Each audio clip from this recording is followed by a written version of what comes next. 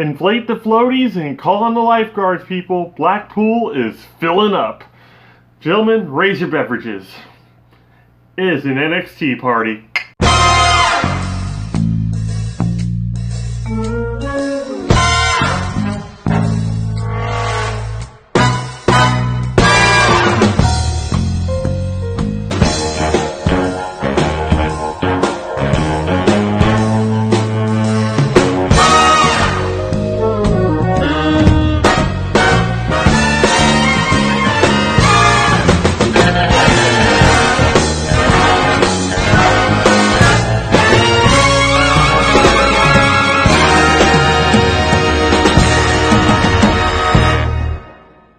I heard you missed us. We're back. We're back. Support, no DQ. Welcome everybody to the NXT Party for episode number 73 of NXT UK. At least very briefly, I'm your host, the Rated R reviewer, Stefan Osborne, joined as always by the General, Jerry Slaughter. Good morning, wrestling fans. And we are also joined by the Mark Griffith. How's it going, sir? I'm good. Glad to be back. Glad to have you back. For those in the know, there was no show last week. No show. There was actually two shows. We recorded it twice. We even recorded a predictions video for the pay-per-view weekend, and that didn't record either. None of them recorded, and so we got nothing for last week. So this week, we're going to make up for it just a tiny bit here, and we've got Isla Dawn versus Kaylee Ray, which was a Kaylee Ray victory. Yeah, of course. It was exactly what you expected this match to be. Isla Dawn, again, can't tell if she's a babyface or a heel. Like, they want her to be a heel or a babyface, but she looks like a heel, she talks like a heel, she acts like... Well, she doesn't really act like a heel. She does the sauntering thing. Her music, her entrance, everything. Everything screams heel. But maybe that's why she can't get a victory, is because she has no identity. Real quick, Mark, what'd you think about Isla Dawn versus Kaylee Ray last week?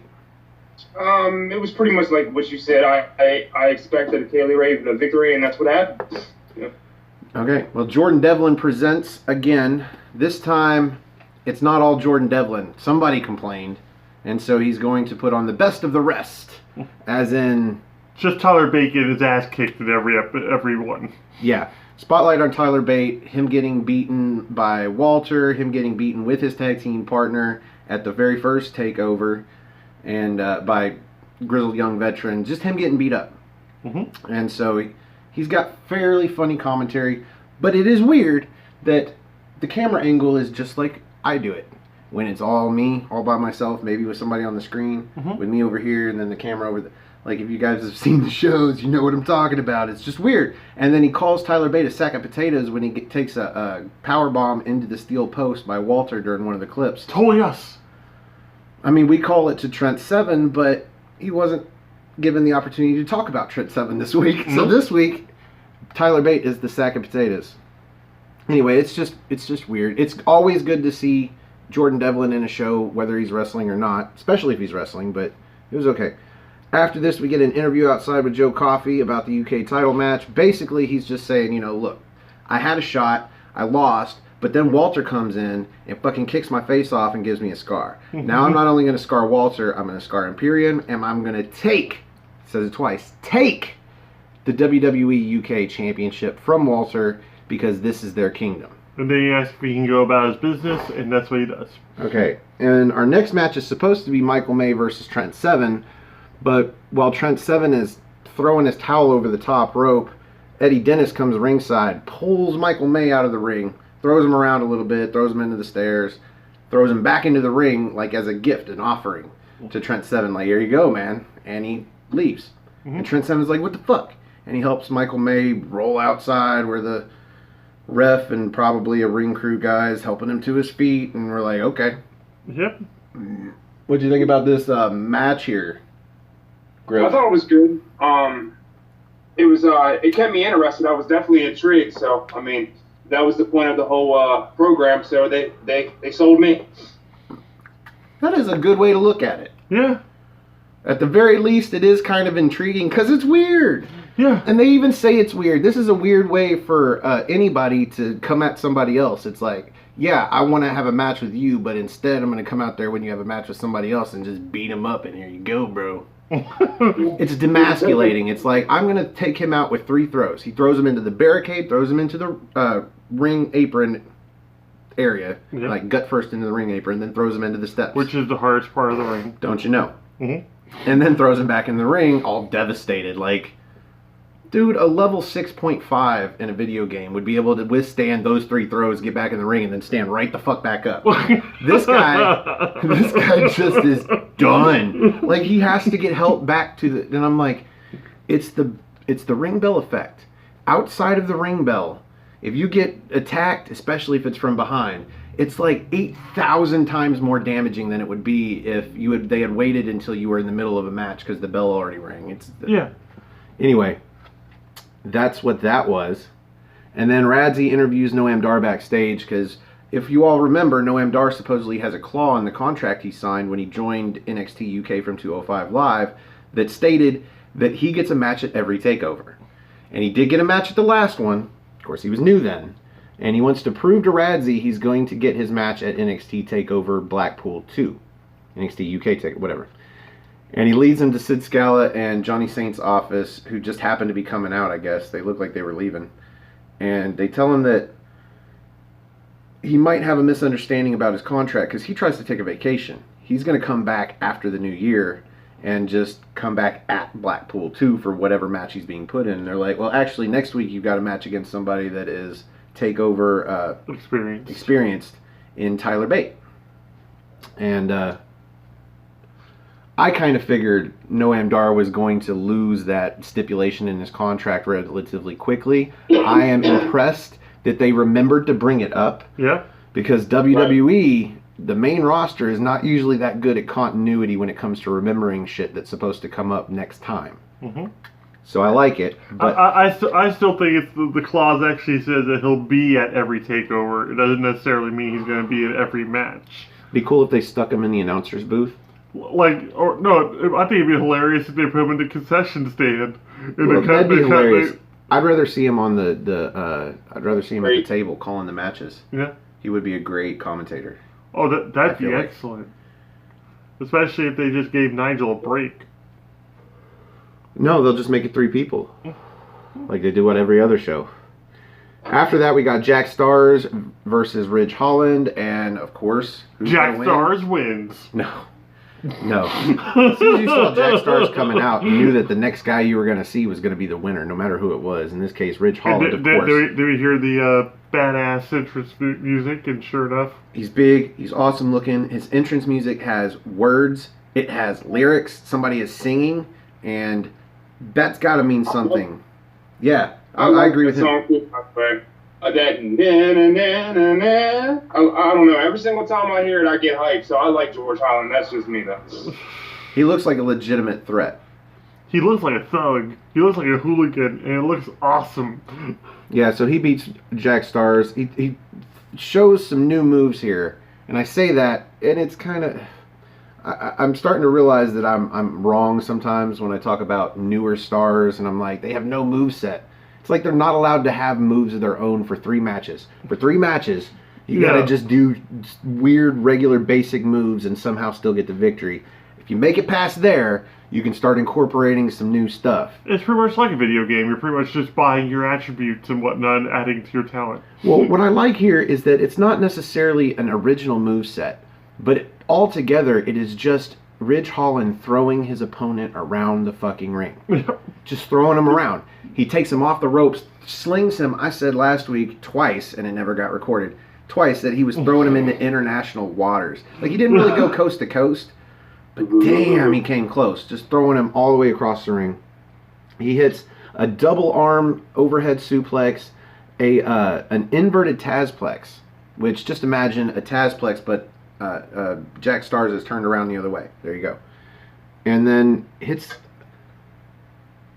a pounce that spins Jack Stars around, and then what I call the strong forearm. It was a lot like the strong punch that Crush used to deliver, where he grabs the back of his head and then lays a forearm into him, and then hits his finisher, the Northern Grit, which is a snowplow. for the pinfall. I promised I wasn't going to get into this shit for the matches, like No, breaking them down but for this one. it's hard not to with Rich Holland. He's actually quite impressive.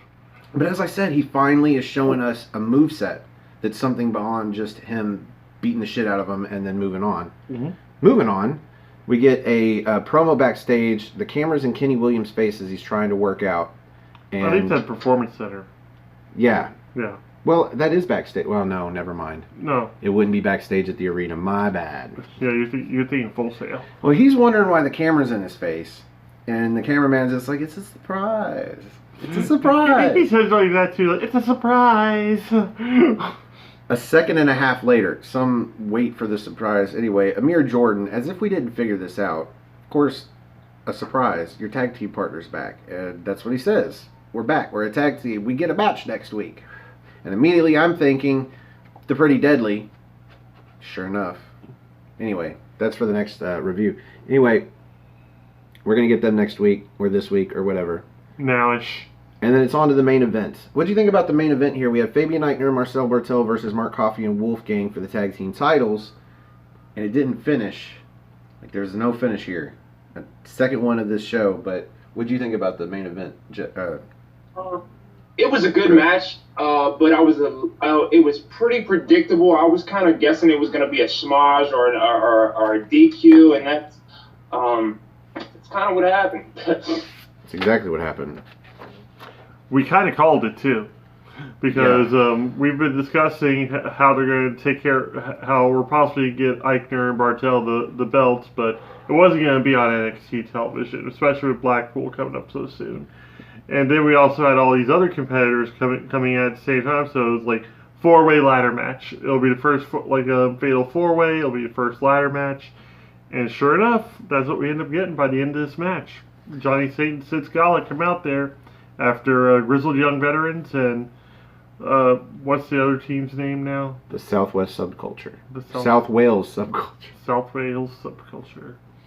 They all come out, and big scuffle comes, and Sid Scala and Johnny Saint come out, and Sid Scala says all the important stuff, and then Johnny Saint just blurts out what kind of match it's going to be. My favorite part of this is that Sid Scala literally absconds with the titles. He comes out and he grabs the titles while everybody else is either laying down or fighting, and he runs up the ramp. Johnny Saint tells people to stop, and everybody just stops in their tracks. I'm pretty sure a dude in the stand stop eating his nachos too. He's just... Yeah, he came out all angry stepfather on him. And what I liked about this was we knew that it was going to be a non-finish. Somehow there's going to be some fuckery or just interference. And what I like is they swerved it to where it wasn't just them coming out interfering with the match to be dicks because they fucked up their number one contenders match weeks ago. I thought it was a number one contenders match. Anyway, instead we had the Zach Gibson and James Drake come out, the Grizzled Young Veterans, and steal the title straps, the belts themselves, and try and leave with them. And they get up the rampway and make the same mistake all the heels make. They turn around to celebrate, be like, "Ha, we have the titles." Not that it means anything. But then Mark Andrews and the man with 3 names come out, and Flash Morgan Webster, for those of you not keeping up. They attack them, and they run away from them into the ring, and then use the men in the ring to throw at each other, and then it all gets thrown out. Yep. So it's better than just a straight up fuck you and your match. Because it was a really good match, but I'm not going to break it down. Should we rate it? No. Nah, let's move on. Yeah.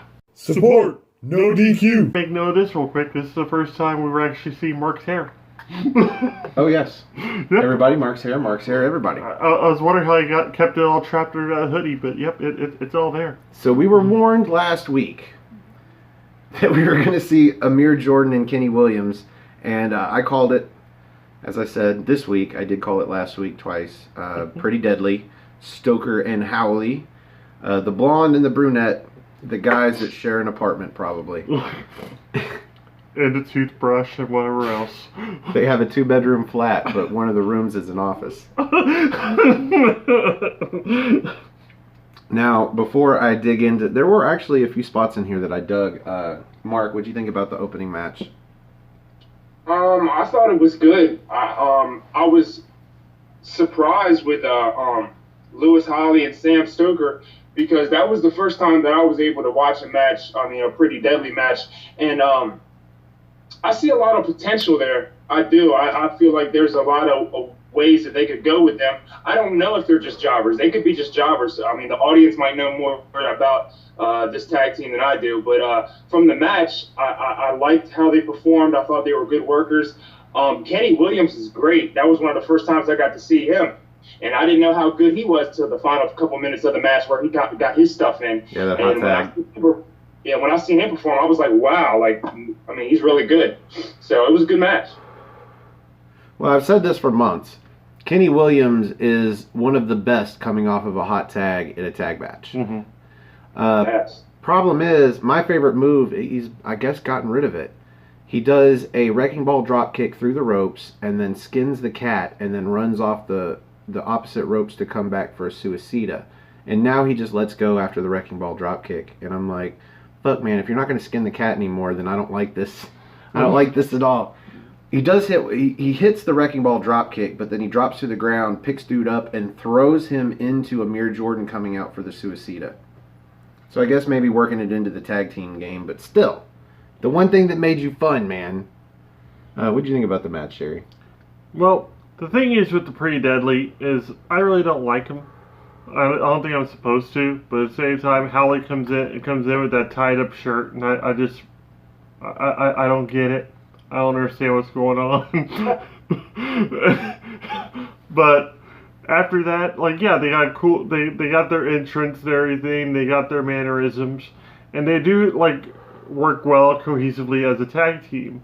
But for some reason, they just still come off really, really ridiculously green to me, especially with the finish with Kenny Williams with the what's supposed to be the wheelbarrow bomb thing he does, but ends up being almost a victory roll kind of thing. It's like a victory roll face buster. Yeah, and I think it was Howley. Yeah, it was took Howley. It like a victory roll, and instead of planting his face on the mat, he went to get rolled up, and I'm not supposed to get rolled up, so it looked. It looked really sloppy, like he was second guessing himself right in the middle of it naturally, which.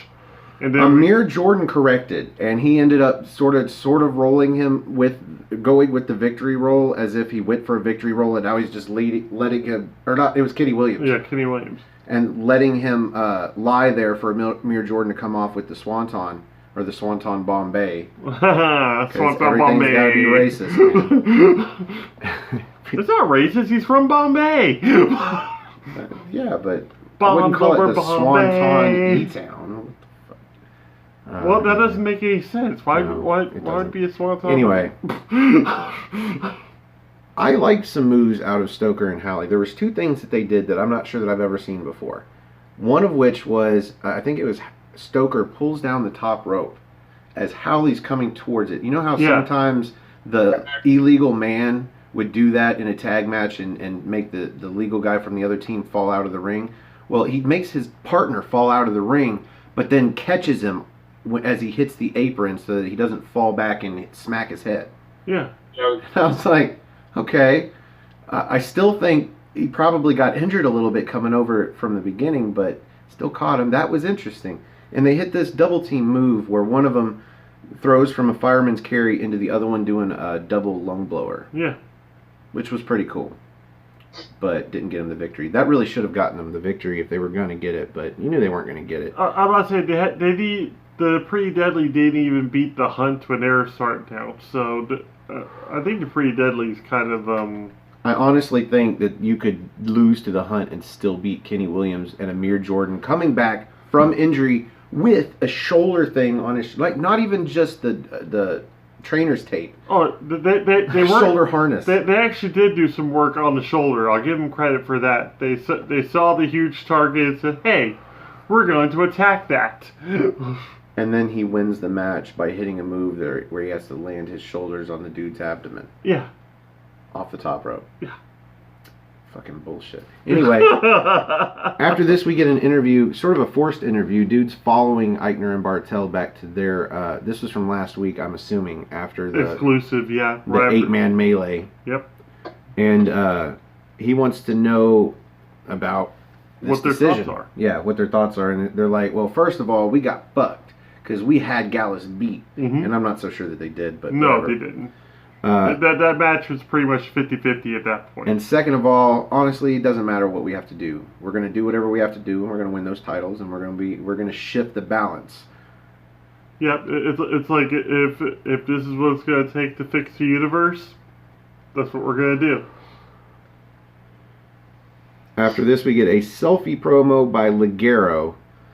First of all, I didn't like the selfie promos in WWE. I think NXT did a good balance with them. NXT UK is not good at this. No, they're not. It looks stupid, and his mask looks stupid with those stupid horns. It's all stupid, but as if losing the triple threat match and now moving on from, move on from that feud. No, he's going to move backwards and leapfrog that feud back to him versus Cassius Ohno, where Cassius Ohno won a match by turning his mask backwards and then hitting him in the back of the head. And I'm like, yeah, because that's genius, because you're stupid for wearing that stupid mask. Your thoughts, Jerry? Exactly. I think you just pretty much said it all. His like mask this time looks like he just put a whole bunch of helium into it.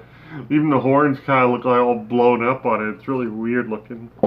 All the blood's flowing to his horns. He can't understand shit, apparently, because he says they're going to have a match next week, and as soon as we cut away from him, Nigel's like, no. Don't listen to the crazy Ligero. Next week is not going to be any matches. It's just going to be the best of NXT UK. This is when they have to drop it, because he just fudged up everything. They were supposed to drop this information in a couple of segments. Now we get to find out that next week ain't going to be shit. Like, we may not even have a show next week, to be honest. Just saying that now because it's the holiday week, man. You never know. We might have a completely different kind of show. I don't know. But well, I thought I picked up where they said next week was going to be like the best of 2019 episode. Didn't they say that? Or That's what's going to be. But we really don't do those shows because last time we did a best of show, we got burned. We got burned because it was like 2 hours worth of just matches that had already been shown before. And then we also got Matt Riddle versus Cassius Ohno. And that was our only match for that night. It was like, what, a 3-minute match or something? It was a 3-minute... It wasn't even a long match. It was like... It was 2.14% of the entire show, and we watched 2 hours for nothing. Yeah. And our show was super long because we just bitched about it for an hour and then rated Matt Riddle versus Cassius Ohno. Probably terribly low. Terribly low. That might have been the first time we took off of a quarter star for a shit show. Yes, I think so. We might have taken off a half star. Anyway, we've been burned by that before, so we're not promising a show next week because I don't think NXT UK is honestly promising a show next week. Either way... Just the best of 2019, that's it. Yeah, so 2 weeks from now, we're going to get Ligero versus Cassius Ohno. They're also announcing at least one other match for 2 weeks from now, but we'll get that later. Up next is a video promo for Kaylee Ray versus Toni Storm versus Piper Niven. It was video flashbacks, new promo work by all three girls. It was NXT UK, man. Like, what do I say? What do you say? I say the promo didn't really still get me hyped for the match.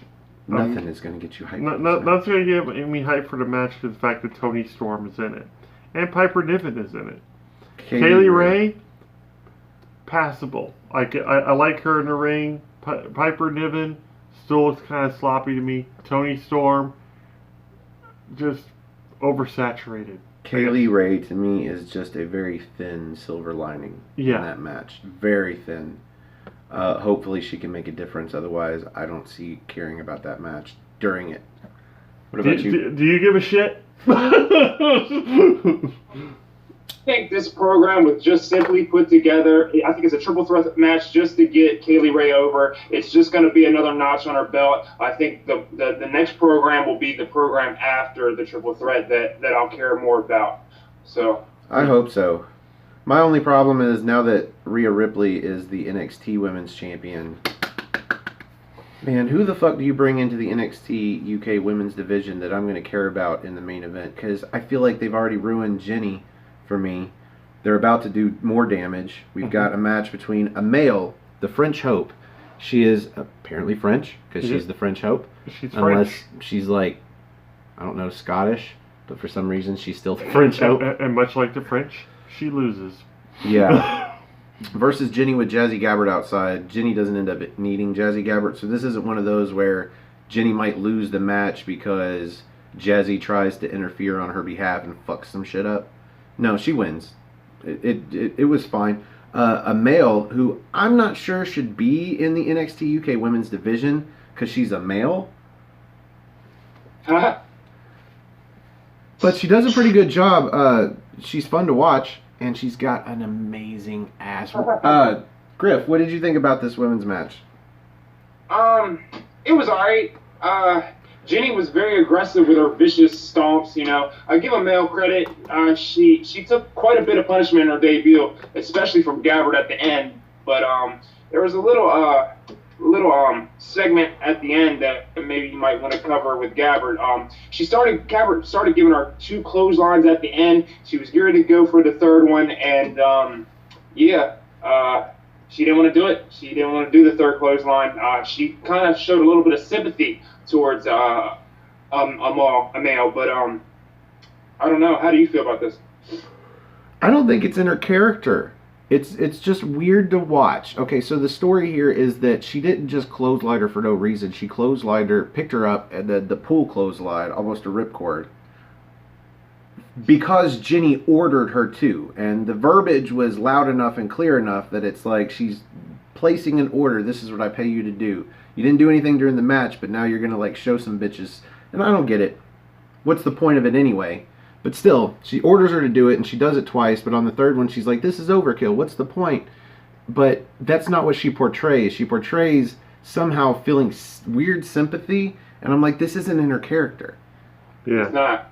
It really isn't. She's supposed to be a monster, but even if she's not like evil, she's only evil because Ginny orders her to be evil. She's still not sympathetic, at the very least.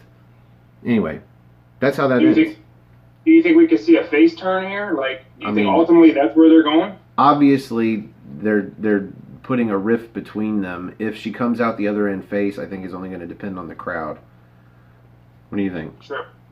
I think the crowd's already ready for her to become a face, or at least a tweener, to a point where she'll probably battle Jenny, but she'll also battle other faces as well, just to get some wins under her belt. But so she'll be the badass new main eventer. Yeah, that can do bad things, but still gets cheered because she had sympathy for one girl. Precisely.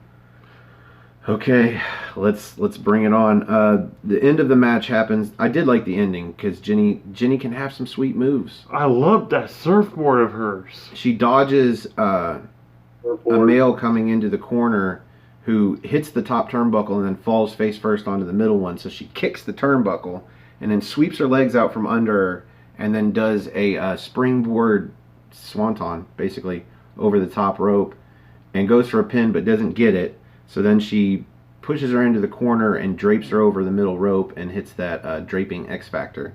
Pulls her away. The makeover. Pins her. 1, 2, 3. And then the aftermatch, as we previously stated. Hey guys, I don't know. I did just wake up. I don't know if you guys had covered this or not. Did we go over the Trent Seven promo, or was that before the women video package, or was that? Because I got it in my notes here, and I couldn't remember. Oh yeah, we completely skipped it. It was worth skipping, but we can go back and talk about it. Thank you for catching that. Yep.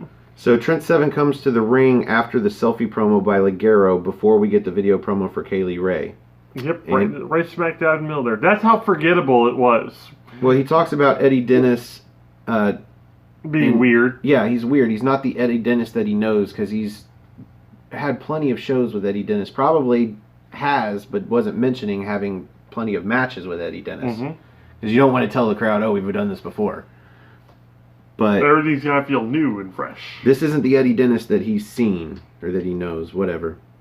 And he admits that it's weird. And the thing that he did with Michael May was weird. Like, giving him a gift. He even called it a gift. Like, he was gifting him a win. That's just weird. And let's hash this out. So he calls out Eddie Dennis, who comes out. But much like his entrance music is just weird. Just He's staring wide-eyed staring at him. Yeah, with his mouth open. And he slowly comes to the ring. And by the time he gets up on the apron, Trent Seven is feeling confident enough to turn his back to him and just start saying things on the mic. Just taunting him basically. Turns around and catches a mic to the head. And then Eddie Dennis picks the mic back up and says, "I'll see you at Blackpool." And I'm like, can he do that? Can he do that? I don't think he can do that. Because even Noam Dar is contractually obligated to have a match every takeover, but he wasn't able to go out there and be like, "Hey, I'm having a match with you, motherfucker." Like, can Eddie Dennis really do that? I guess he can. I have like an issue with the Eddie Dennis character right now, which I brought up to you while we were actually watching the show, was the fact that he's coming off of a shoulder injury, but it seems like more of a head injury than anything else. Like if they were playing that kind of maybe like concussion type syndrome type thing up, that would kind of make a little more sense. But like when he was first doing the promo out of the hospital bed, it almost seemed like he was on some sort of like a painkiller or something. And that's when he was being positive and talking and everything. And then all of a sudden, like it's almost like the painkiller just kind of wore off, and he started blaming everybody else for what happened to his shoulder and why he was out of action and everything. So I like the notion that he's kind of like of two minds at this point, but at the same time we're not really seeing that right now. We're just seeing him being weird. Yeah, basically. Your thoughts, Griff?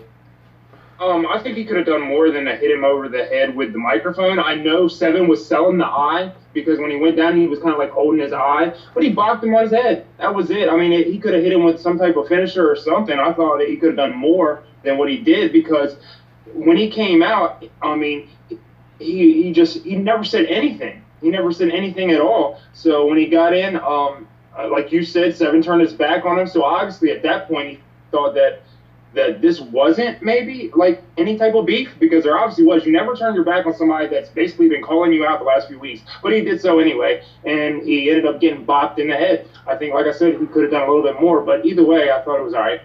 And we also found out through this that Trent Seven could be taken out with a microphone. Yes. I think it was okay for what it was, but I also want to agree with you. They could have done more. I don't know about a finish or anything like that, but the fact that Trent Seven did have his back turned to Eddie Dennis at that point, they should have just went with it. I think Eddie Dennis should have kicked him in the junk, and then while he was down on his knees holding his balls, should have come around and purposefully, like, instead of a cheap shot, like taking the microphone and just knocked him out. That would have been it too. Kicked with the balls, he drops down, grabs him by the back of the neck. He's like, "I'll see you at Blackpool," and then knocks him out. Knocks him with the microphone. Boom. And that would have been so much better. Trent Seven can lay there like a sack of potatoes and sell it, and that would have been. I think you're right. They could have done more. Thank you for bringing that up, Mark. Yeah. So we get Radzi in the back before the main event. He hunts down Walter and wants to talk about Joe Coffey and their title match at Blackpool 2, but Walter doesn't want to talk about Joe Coffey. He wants to hype the match for 2 weeks. Yep. So this is the other match that we get in 2 weeks' time.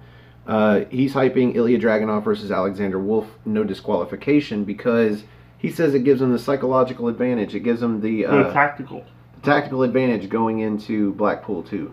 Because then, Gallus has lost their inaugural 4th member. Well, he just figures Alexander Wolf is going to completely take out Ilya Dragunov, so even if they wanted him on their side, they couldn't have him. Whatever. That just means, if that is true, and that's the outcome, that just means Alexander Wolf can come out and try to interfere in one of the 2 title matches. I'd think they'd save him for the UK Championship, but whatever. I think I think he'd become part of the match for the ladder match, because I think that's going to become a tables, ladders, and chairs match very, very quickly. I feel like in 2 weeks' time we are going to have that no DQ match be like the 3rd or 4th 25-plus minute match that we've seen main event NXT UK.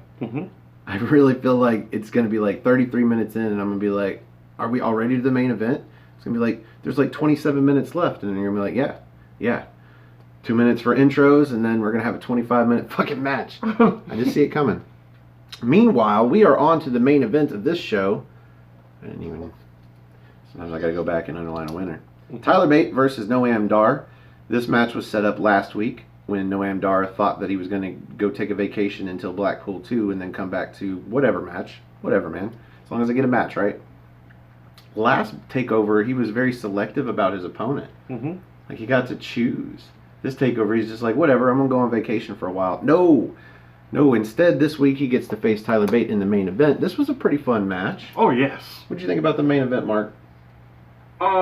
I thought it was good. I think it had a few. It got slow in the middle just a little bit. There was a few like submission spots, but other than that, I thought it was pretty good. One of my favorite spots was when what was it? Let me find it here. Yeah, when he kicked him when I'm sorry. You're fine. It's all right. It happens. Yeah, I loved it when he kicked it in the face when Bate did headstand on the turnbuckle. I don't know if you guys seen that or not, but he like did some type of headstand like in the buckle, and then Bate walked over and like kind of super kicked him right in the face when he was doing his headstand. I thought that was pretty cool. Well, this was a little mini story. I'm not going to reveal the finish, but I do have an opinion on the finish, but I'll let you go through the match first before I get to that. Well, yeah, that headstand was a little mini story because the first time Tyler Bate did the headstand in the corner, he held him off twice by dropping one foot and being like, no, only upside down with your foot. And the third time that Dar goes in, he catches the head scissors. Well, the second time he goes for this, while he's still vertical, Noam Dar just comes in and drop kicks him in the face. Mm-hmm. And that was nice. I've got that note in here. But before I break down the rest of it, what were your thoughts on the main event? I thought it was exactly what we were going to be getting out of it too. A lot of submissions, a lot of counters. They went counter crazy in this one. And Noam Dar, anytime I see him in a match, I get a little bit more impressed because he just holds his own against really anybody in that ring. Like if they want to try to like outstrength him, he'll find a way of countering that. Or if they try to slap some sort of submission on him, he's able to get out and put on his own. And then outside the ring, he's just entertaining his crap too. So he's slowly but surely becoming one of my favorite performers in NXT UK. And Tyler Bate did his usual shit, and the crowd loves him. So yeah, the word of the week is counter. That's my first note here, is a counter by Dar to the corner headstand. That was what he mentioned, the drop kick to the face. Mm-hmm. But then kicks Bates' leg out from under him on the apron and drop kicks his ass off the apron, and then goes outside. He grabs lands him on his hip really, really hard. Yeah, Dar follows up outside, grabs him in a cravat, but then snapmares him right into the steps. And sick looking. Bate just barely beats the 10 count back into the ring.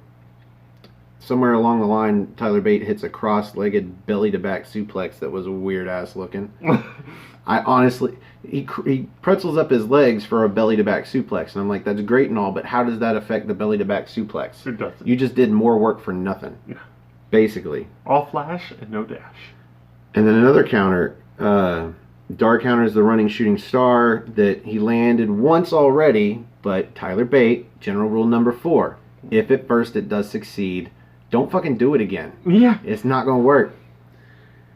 So he counters that into a roll-up, but only gets a near fall, but then they get back up and Tyler Bate goes for the bop and bang, but during the bop, Dar just jumps up and grabs him for a flatliner. Gets a near fall off of that. Let's see. Bate counters a Nova Roller with an Enziguri, but then Dar counters that Peter Pan off the ropes with a ankle lock. So, like, Tyler Bate goes to, I call it Peter Pan because he looks like he's trying to fly like Peter Pan, into the top rope, and he catches his shoulders to bounce back. Instead of bouncing back, Dar catches him midair and drops him, basically a face buster, and then locks on the ankle lock and ties them up for a good while. And then Bate ends up breaking it by getting to the ropes, and that's when Jordan Devlin comes out. And he tries to distract Tyler Bate, obviously, because that's the one he's been picking on. And Dar goes for the roll-up, but he doesn't get the 3 count. Instead, they get up, and you catch the other half of the bop and bang. This time hard. Yeah, a wicked punch to the face, picks him right up into the Tyler Driver, whatever. for the pinfall.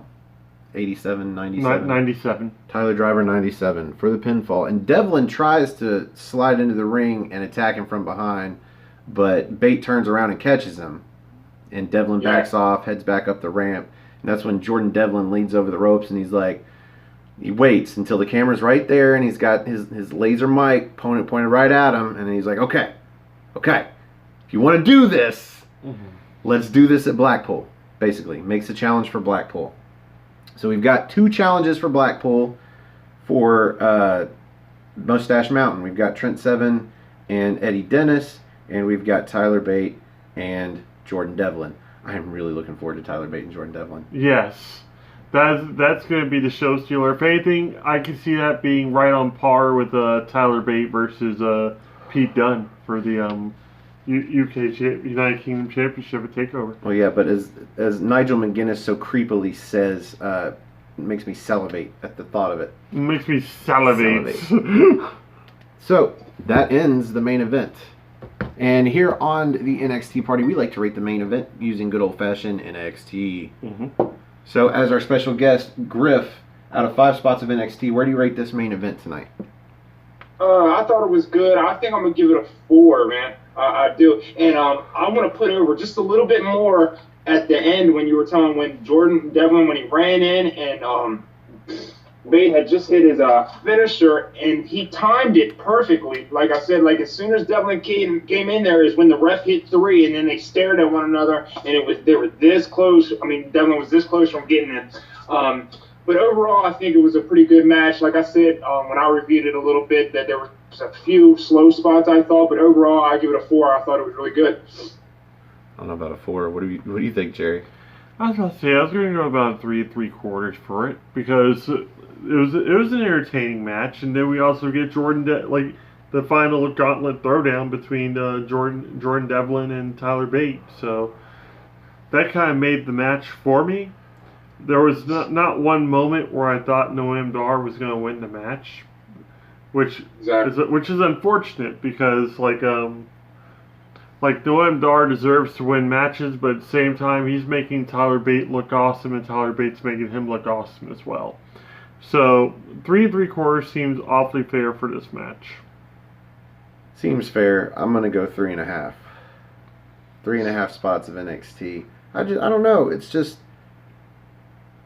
It was fun, but there wasn't really a lot that for you, it kind of picked up towards the end because I saw you kind of trailing off a little bit, but then the first half of the match was boring. Yeah, and this was a good 15-minute match at least. This was a good long main event. Like the first half of it was boring to me. Just saying. I mean, they do a good job with the chain wrestling. Is strong with this one. They've got fun ways of breaking arm locks, but they had this one spot. Just they traded standing waist locks. Yeah, standing switch like 5 times. They did it like 4 times, and I'm like, don't do the standing switch again. And they did one more, and it just pissed me the fuck off. And not even more, not even like 2 or 3 more, just one more, just enough to piss me the. Oh my god! But the second half of the match was fairly fun, but again, not a lot of stuff that I hadn't seen before. In fact, I don't think there was anything. Well, other than maybe the counter of the Peter Pan. Yeah. Into the leg bar. Oh, the champagne super knee bar? The champagne super knee bar. So I'm going to go 3.5. And I'm not going to give it an extra anything off of the show because the show was okay at best. Yeah.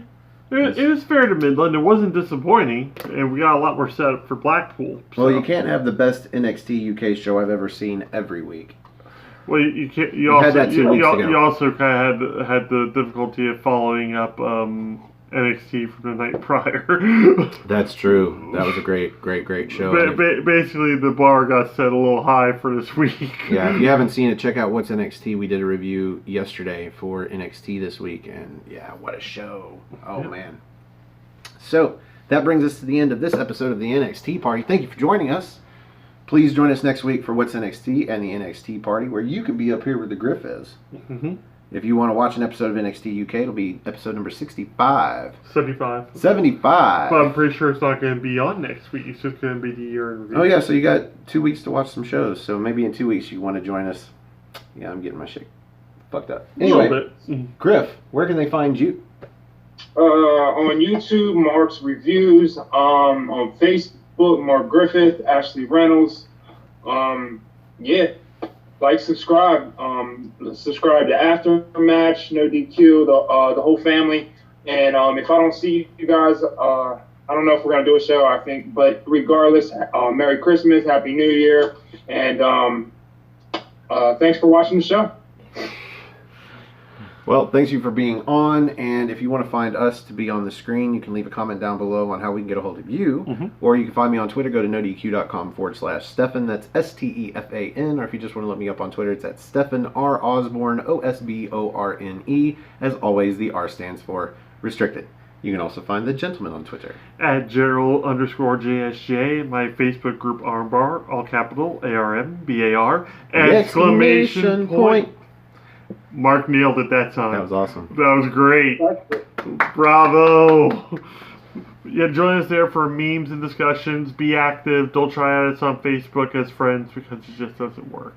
Yeah, I had a mutual friend of some of the wrestling folks try to add me twice on Facebook. So I looked for him in Armbar. I was like, you're going away, man. You've lost your privilege. And he wasn't in there. So I'm like, oh, so this is some random fuck.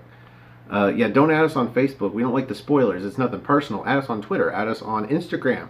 We have Aftermatch Wrestling on Instagram. Aftermatch_wrestling. And you also have me at Osborne.Stefan, where I have no content. So follow me if you want to. Just like in real life. Just like in real life. I've got nothing to share. Facebook's where it's at, honestly. Yeah, more people should want to add me on Facebook. I am a meme king. I don't do any original work. I just find all the best that's out there somehow, some way. People are like, oh, did you see this? I get this all the time. They message me memes, and I don't want to be like, yeah, I saw that fucking a week and a half ago. Like, you probably saw that now because I've shared it with somebody that shared it with somebody that shared it with you because you missed it a week and a half ago. I love that. Sometimes, I don't know, or maybe that just means I have too much free time. Anyway, yes. Find us on social media. If you want to help the channel, if you like the video, click the like button over here underneath me. If you like all of our videos, click the subscribe button that's over there underneath Jerry.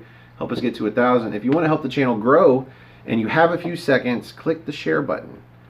That'll let you share it to Facebook or Twitter or Instagram, wherever. If you have friends that like to watch wrestling, maybe they'll like to watch this bullshit about the shows, and maybe they'll want to be on the show. Shit, who knows?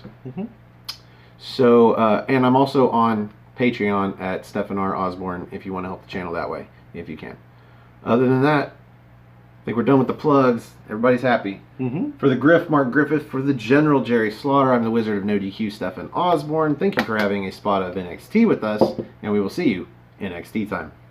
Support No DQ. Ladies and gentlemen, we want to announce the very first ever NXTea Party End of the Year Awards. Yes. So got it out. We've decided what we're going to do next week for the show. We are going to have 6 categories. We are going to allow everybody that we can vote. And if we can get some winners, we're just going to announce those next week. Yeah. And maybe have some other stuff. We've done year-end awards before. There are things we can get into to pad the show a little bit if you just want to watch us longer. We'll probably still have guests on and just talk about our favorite moments of that year. Yeah, or the winners of the following categories. So we're going to start with the Griff with the first category of the night, or the week. The week. All right, in the first category, we have Theme Song of the Year. The first option would be Gallus. Second option would be Killer Kelly. Third would be Rhea Ripley. Fourth would be Imperium. And the fifth option would be the new superstar, Ridge Holland. And that would be the options for Theme Song of the Year.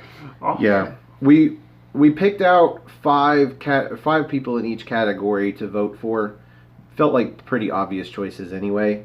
In this case, Ridge Holland is a standalone. He's the only one that has been around less than 6 months that we have allowed into these categories. Just feel like theme song wise, shouldn't matter how long you've been around. It's just that good. It's just that kind of impact. Yeah, because the theme song is exactly the same throughout the year, no matter when you debut, unless you got a new theme song. So, just to clarify, none of the rest of our available picks are going to be people that have been there for less than 6 months. Yeah. So our next What do we call these? Year-end award. Best of the year. Mine that I'll be listing off is for best promo. Who's delivered the best promos of the year?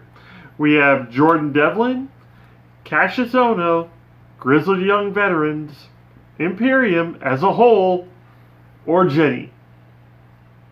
Yeah. Say that because Imperium as a whole, because I don't feel like any one member of Imperium does a better promo than anybody else. But when you put them all together, just the way that they pass the mic around, they always start with Marcel Bartel, and the crowd loves to boo him because of the way he holds the mic. And by the time they get to Walter and the whole promo's ending, you're like, yeah. They're like one tight knit unit. They're like Venom. But the same goes with Grizzled Young Veterans. We didn't just say Zach Gibson, even though he's the one that has said 99.87% of any of the words said by the team. The fact that James Drake is there just completely silent, that just adds a different dynamic to the promo. So I love that. And everybody else is just fairly obvious. Jordan Devlin, Cassius Ohno, Jenny. Probably the best promos out of a single person on the brand. My category is Jobber of the Year. This might be different for most of the enhancement talent for you sensitive folk out there. Yeah, I know there's a lot of Best of the Year awards. I'm not sure how many have jobbers, but we are going to do Jobber of the Year because it sounded fun. And there are a lot of great jobbers because you have the main event and you got the guys that never win.